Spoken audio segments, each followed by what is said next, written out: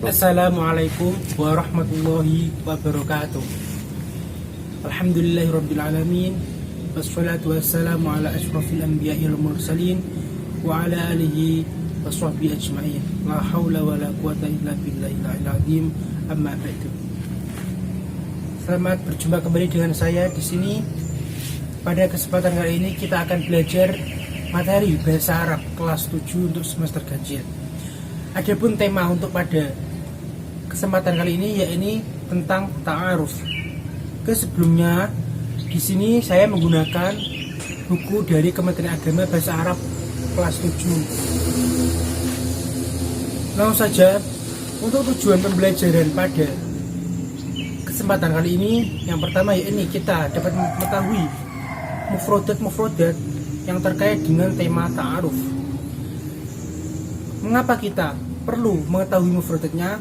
Karena jika kita nanti menemukan atau menjumpai teks-teks terkait dengan tema tersebut, kita dapat memahaminya karena kita sudah mengetahui mufrodatnya. Oke, langsung saja. Ini seperti ini ya mufrodatnya. Yang pertama yakni mufrodat huwa. Huwa memiliki arti dia untuk jenis kelamin laki-laki. Yang kedua yaitu hiya. Nah, hiya juga memiliki arti dia, tetapi khusus untuk perempuan. Untuk dua mufrodat ini, huwa dan hiya, itu merupakan kata ganti orang ketiga. Jadi bermakna dia karena menjadi kata ganti orang ketiga. Selanjutnya yaitu kata anta. Anta ini di sini berarti kamu.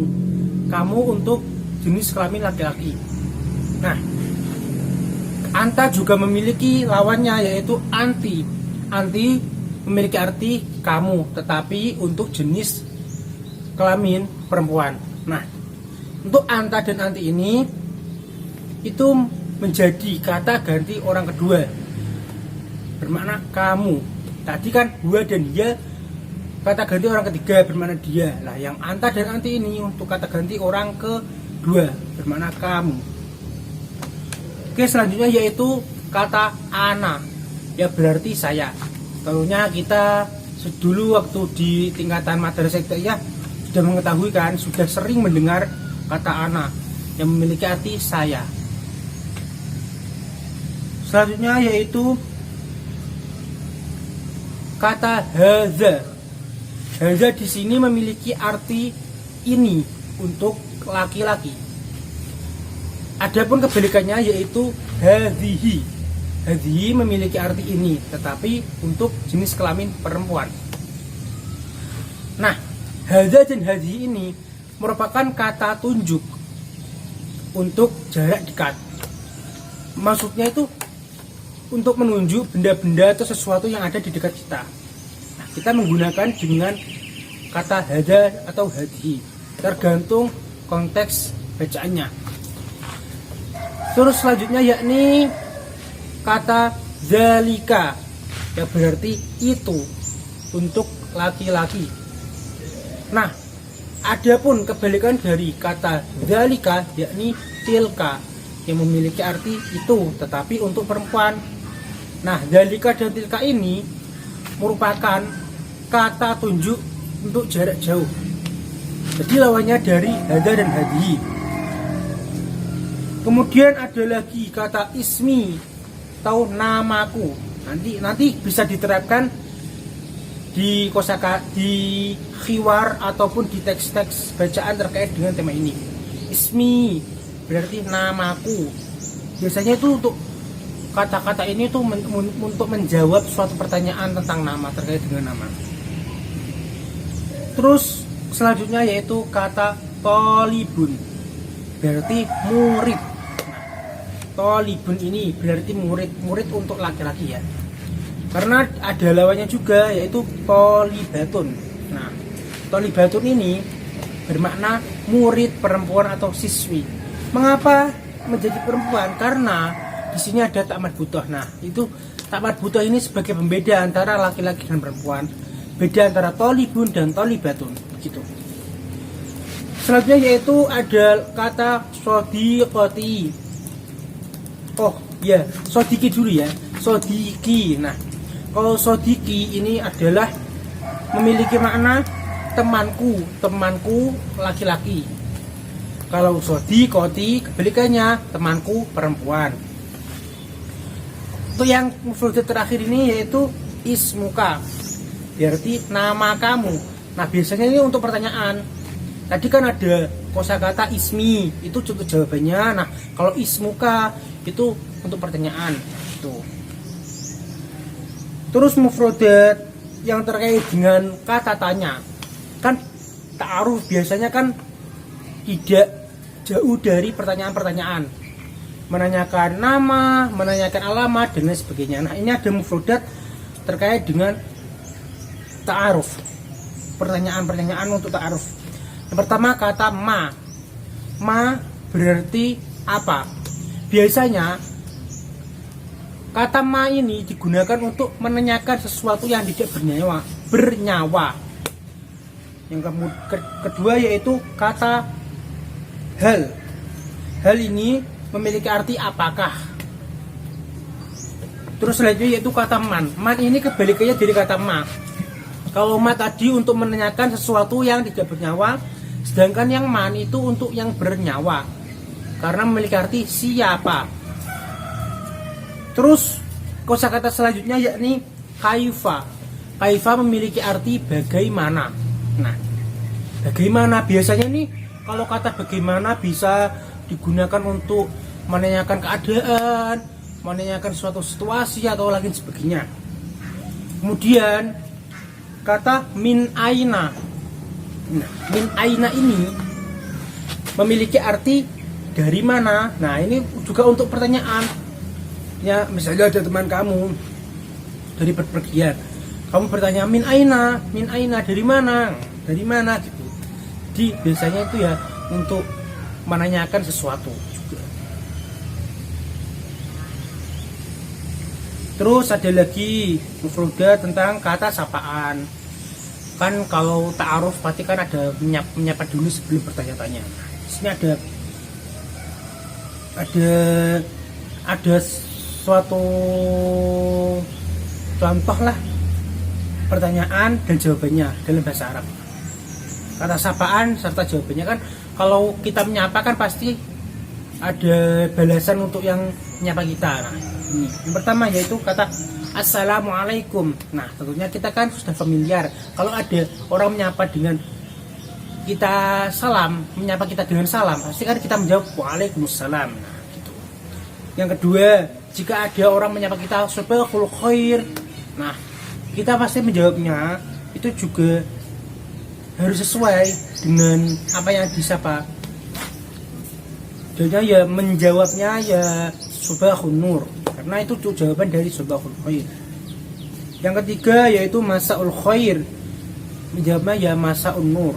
Masaul khair berarti selamat sore. Kalau tadi sabahul khair berarti selamat pagi. Selanjutnya yaitu kaifa haluk. Kaifa haluk berarti bagaimana kabarmu. Kaifa tadi kan ada kosakata kaifa. Kaifa itu berarti bagaimana. Kaifa haluk, bagaimana kabarmu. Terus menjawabnya alhamdulillah bi khair. Itu jawabannya. Bagaimana keadaanmu? Dijawab alhamdulillah bi khair. Alhamdulillah baik. Selanjutnya yaitu ada pertanyaan. Kalau ada pertanyaan masmuka, ma ismuka. Nah, jawab artinya itu siapa namamu. Kan ada yang bertanya siapa namamu. Tadi kan ada mufradat ismuka. Ismuka kan artinya namamu. Jadi jawabannya ismi fulan atau ismi azam gitu. Artinya nama saya Azam gitu. Terus ada lagi kata man anta. Pertanyaan man anta. Man tadi kan dalam mufradatnya itu berarti siapa, untuk orang yang bernyawa, untuk sesuatu yang bernyawa. Nah, sesuatu yang bernyawa pasti kan manusia, ya kan, ya bernyawa dan berakal. Berarti kan pertanyaannya man anta. Nah, jawabannya itu ana tilmidun. Jawabannya saya murid.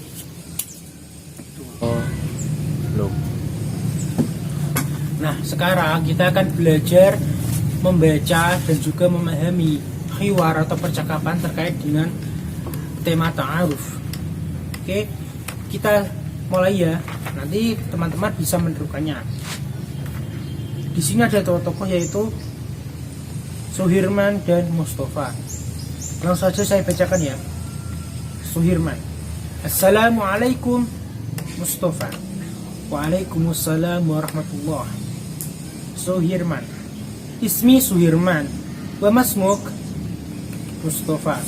Ismi Mustafa. Suhirman. Kaifa haluk? Mustafa.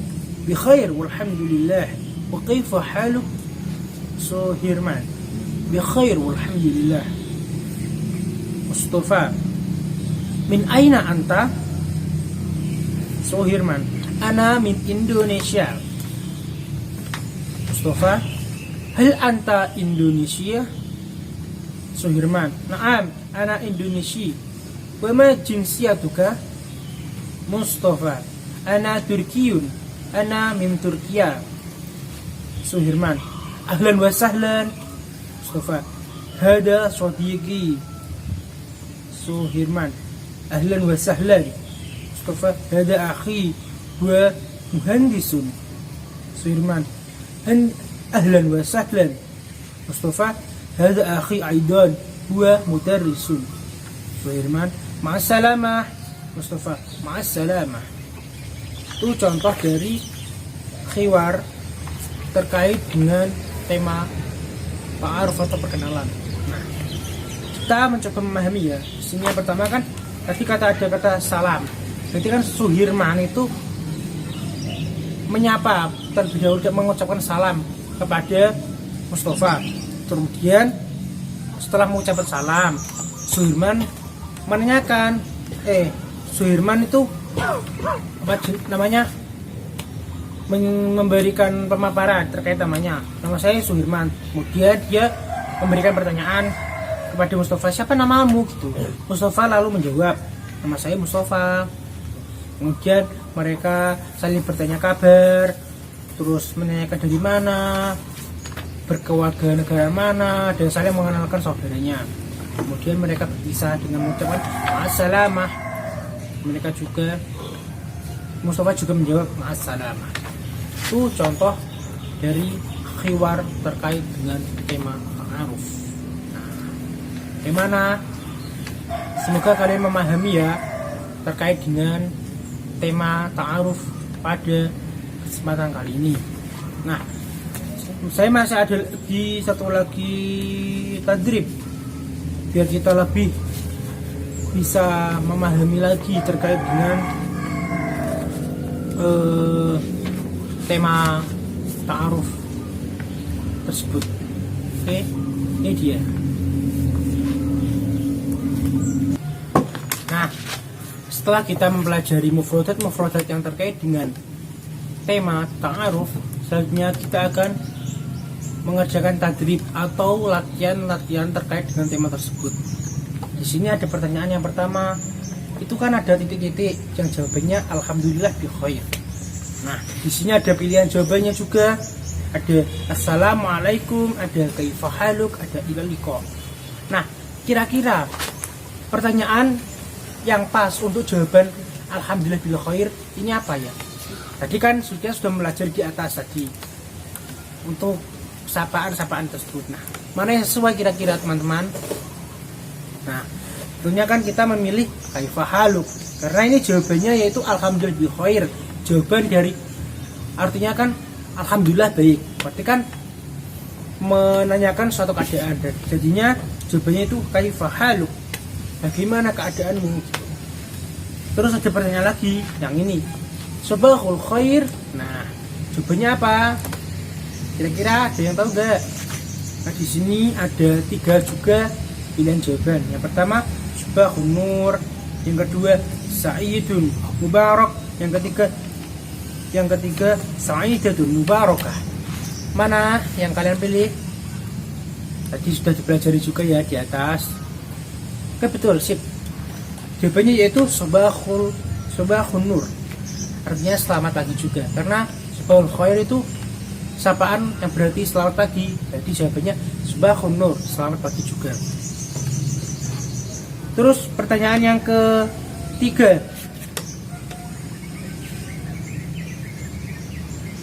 ada pertanyaannya tuh titik-titik, jawabannya Sa'idun Mubarak. Nah, di sini ada 3 jawaban, Sabahul Khair, Masa'ul Khair, Naharuka Sa'idun.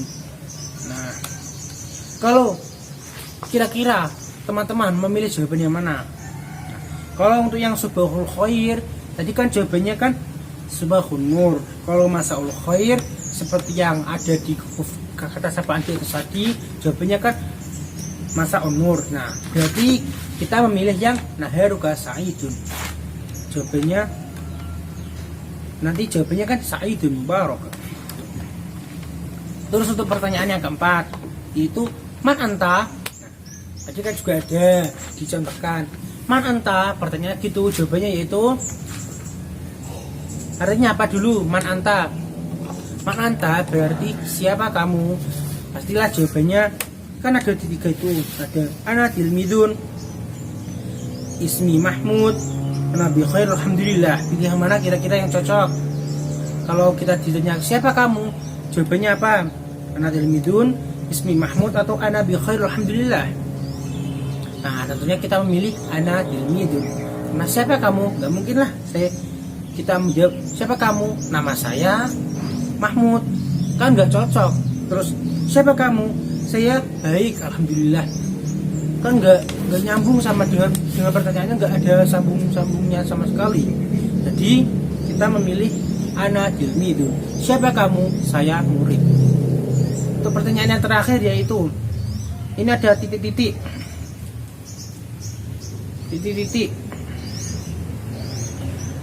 jawabannya Ma'assalamah.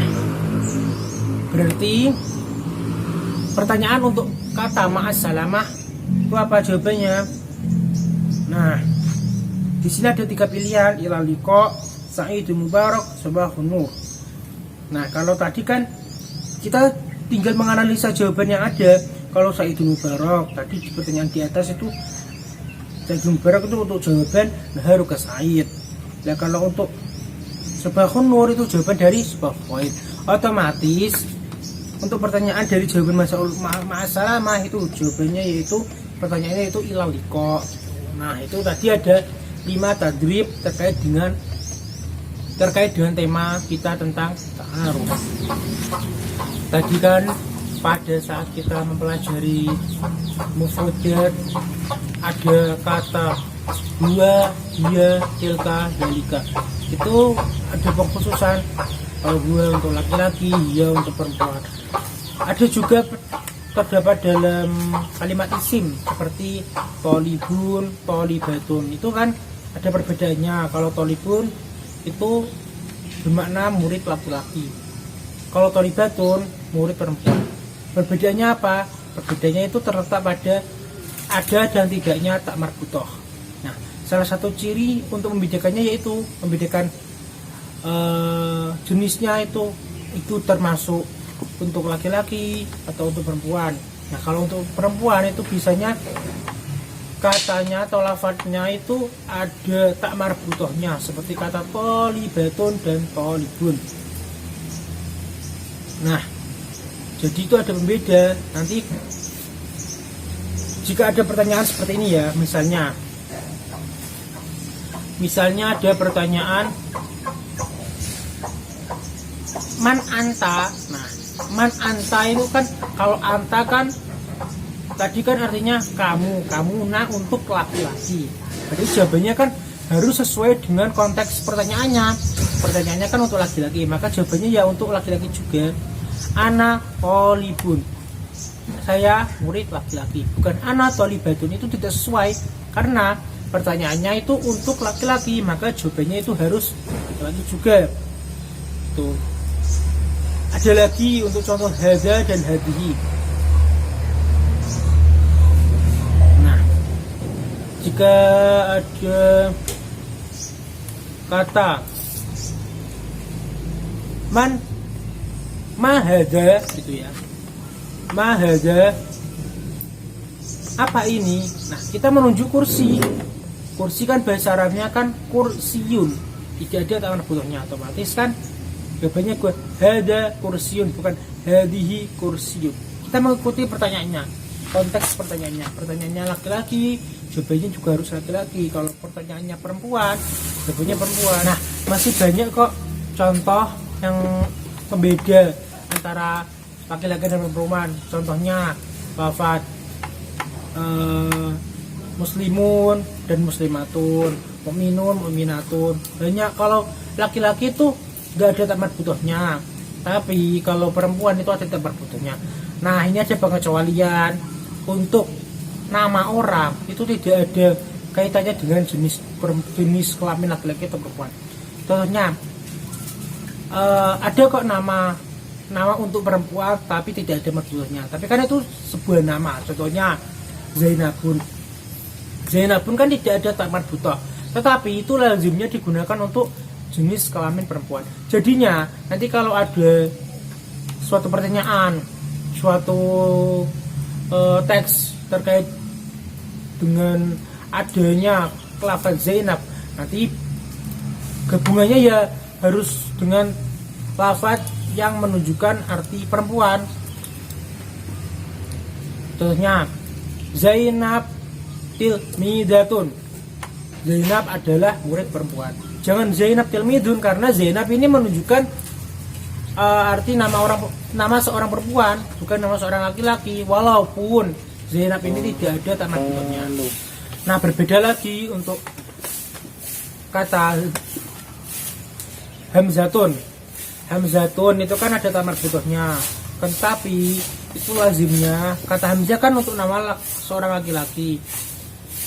Nah, kalau kita menemukan ada kata Hamzah, nah seperti contohnya itu ada kata Hamzah tilmidun, itu betul. Karena apa? Karena Hamzah itu memiliki arti nama untuk seorang laki-laki, bukan Hamzah tilmidatun. Walaupun kata Hamzah itu ada tamat butuhnya. Itu kita harus pandai-pandai membedakan mana yang muannas, mana yang mudzakkar, agar tidak terjadi kesalahan saat kita menentukan kosakata atau mufradat yang sesuai dengan kata yang telah ada. Jangan sampai ada kesalahan, yang ini mufradatnya untuk laki-laki digabungkan dengan perempuan, nanti tidak ada kecocokan karena tidak sesuai dengan aturan yang ada. Setelah kita mempelajari mufradat terkait dengan tema ta'aruf, kita juga telah belajar membaca dan memahami khiwar tentang tema ta'aruf, dan juga kita telah belajar menjawab tadrib tentang ta'aruf.